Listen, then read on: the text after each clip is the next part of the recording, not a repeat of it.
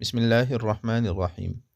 حضرت صہیب رومی رضی اللہ تعالی عنہ سے روایت ہے، نبی کریم صلی اللہ علیہ وسلم نے ارشاد فرمایا، تم سے پہلے زمانے میں ایک بادشاہ تھا اور اس کا ایک جادوگر تھا۔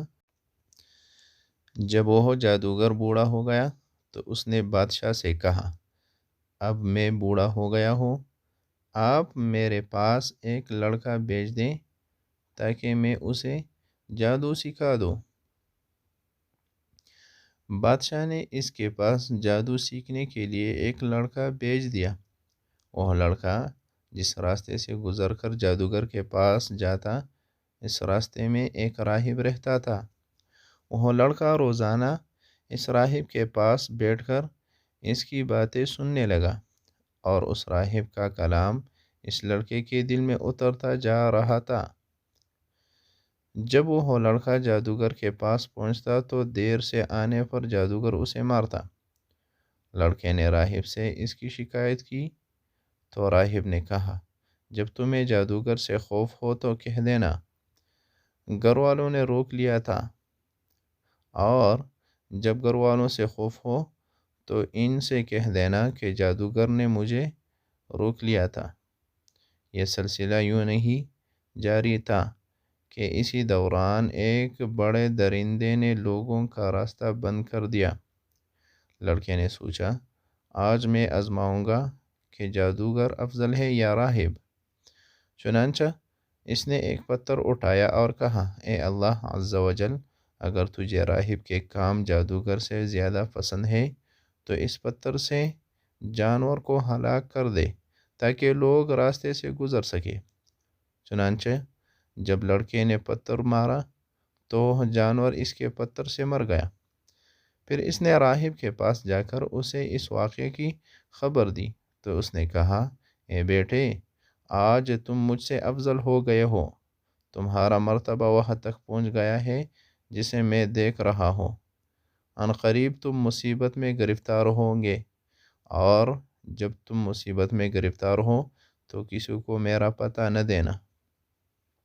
اس کے بعد اس لڑکے کی دعائیں قبول ہونے لگیں اور اس کی دعا سے مادرزاد، اندھے اور برس کے مریض اچھے ہونے لگ گئے اور وہ تمام بیماریوں کا علاج کرنے لگا۔ بادشاہ کا ایک ساتھی نابینا ہو گیا تھا۔ اس نے جب یہ خبر سنی تو وہ اس لڑکے کے پاس بہت سے تحائف لے کر آیا اور اس سے کہا، اگر تم نے مجھے شفا دے دی تو میں یہ سب چیزیں تمہیں دے دوں گا۔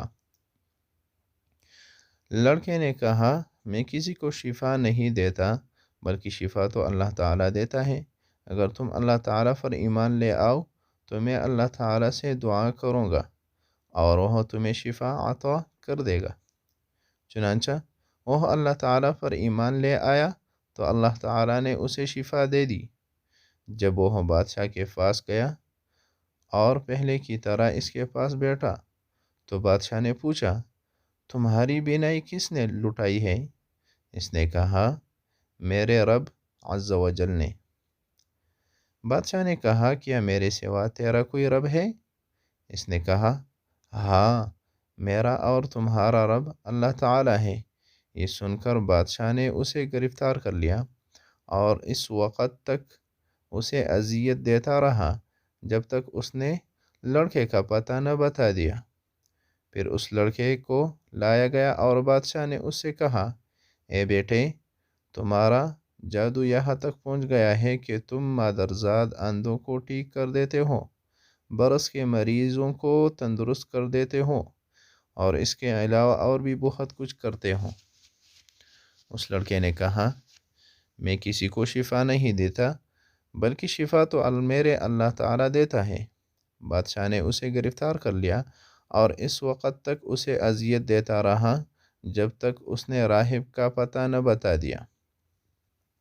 پھر راہب کو لایا گیا اور اسے کہا گیا کہ اپنے دین سے پھر جاؤ۔ راہب نے انکار کیا تو بادشاہ نے آرا منگوا کر اس کے سر کے درمیان رکھا اور اسے آرے سے چیر کر 2 ٹکڑے کر دیا۔ پھر اس نے اپنے ساتھی کو بلایا اور اسے کہا کہ اپنے دین سے پھر جاؤ۔ اس نے انکار کیا تو بادشاہ نے اسے بھی آرے سے چیر کر 2 ٹکڑے کر دیا۔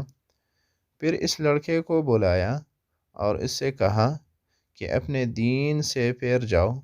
اس لڑکے نے انکار کیا تو بادشاہ نے اپنے چند ساتھیوں سے کہا، اس لڑکے کو فلاں پہاڑ پر لے جاؤ اور اسے لے کر پہاڑ کی چوٹی پر چڑھ جاؤ۔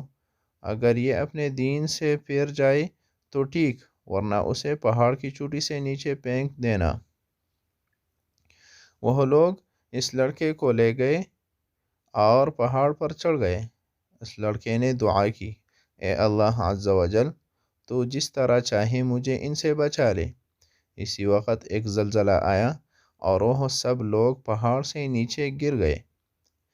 اس کے بعد وہ لڑکا بادشاہ کے پاس چلا گیا تو بادشاہ نے اس سے پوچھا، جو لوگ تمہارے ساتھ گئے تھے ان کا کیا ہوا؟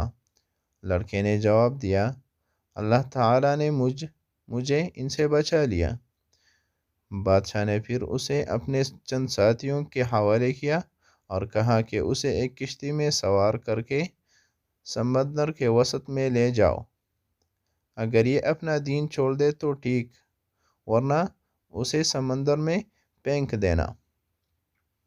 وہ لوگ اسے سمندر میں لے گئے تو اس نے دعا کی، اے اللہ عز و جل، تو جس طرح چاہے مجھے ان سے بچا لے۔ وہ کشتی فوراً الٹ گئی اور اس لڑکے کے علاوہ سب لوگ غرق ہو گئے۔ وہ لڑکا پھر بادشاہ کے پاس چلا گیا تو بادشاہ نے پوچھا، جو لوگ تمہارے ساتھ گئے تھے ان کا کیا ہوا؟ اس نے کہا، اللہ تعالیٰ نے مجھے ان سے بچا لیا۔ پھر اس نے بادشاہ سے کہا، تم مجھے اس وقت تک قتل نہیں کر سکو گے جب تک میرے کہنے کے مطابق عمل نہ کرو۔ بادشاہ نے وہ عمل پوچھا تو لڑکے نے کہا، تم ایک میدان میں سب لوگوں کو جمع کرو اور مجھے کھجور کے تنے پر سولی دو، پھر میرے ترکش سے ایک تیر نکال کر بسم اللہ رب الغلام کہہ کر مجھے مارو۔ اگر تم نے ایسا کیا تو وہ تیر مجھے قتل کر دے گا۔ چنانچہ بادشاہ نے تمام لوگوں کو ایک میدان میں جمع کیا اور اس لڑکے کے بتائے ہوئے طریقے کے مطابق عمل کر کے تیر چھوڑ دیا۔ وہ تیر لڑکے کی کمپٹی میں پیوست ہو گیا۔ لڑکے نے تیر لگنے کی جگہ پر اپنا ہاتھ رکھا اور انتقال کر گیا۔ یہ دیکھ کر تمام لوگوں نے کہا کہ ہم اس لڑکے کے رب پر ایمان لائے، ہم اس لڑکے کے رب پر ایمان لائے، ہم اس لڑکے کے رب پر ایمان لائے۔ بادشاہ کو اس واقعے کی خبر دی گئی اور اس سے کہا گیا کہ کیا تم نے دیکھا کہ جس سے تم ڈرتے تھے اللہ تعالیٰ نے وہی کچھ تمہارے ساتھ کر دیا اور تمام لوگ ایمان لے آئے۔ اس نے گلیوں کے دہانوں پر خندقیں کھودنے کا حکم دیا۔ جب ان کی کھدائی مکمل ہوئی تو ان میں آگ جلوائی گئی۔ پھر بادشاہ نے حکم دیا کہ جو اپنے دین سے نہ پھیرے اسے آگ میں ڈال دو۔ چنانچہ لوگ اس آگ میں ڈالے جانے لگے، یہاں تک کہ ایک عورت آئی اور اس کی گود میں ایک بچہ تھا۔ وہ ذرا جھجکی تو بچے نے کہا، اے ماں صبر کر، اور جھجک نہیں تو سچے دین پر ہے، اور وہ بچہ اور ماں بھی آگ میں ڈال دیے گئے۔ رواہ مسلم، کتاب الزہد والرقائق، باب قصۃ اصحاب الاخدود۔